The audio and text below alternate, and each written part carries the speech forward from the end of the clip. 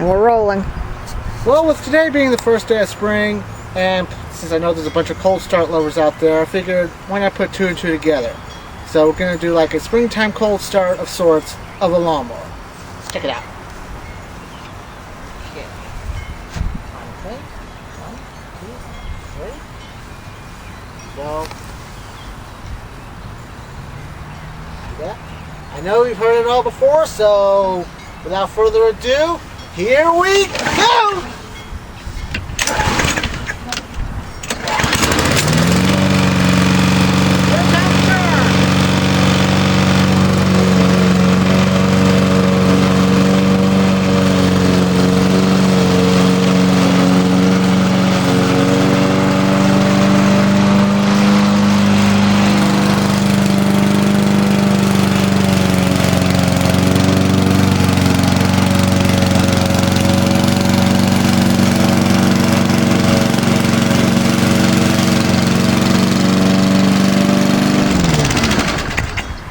I guess that's it for that one.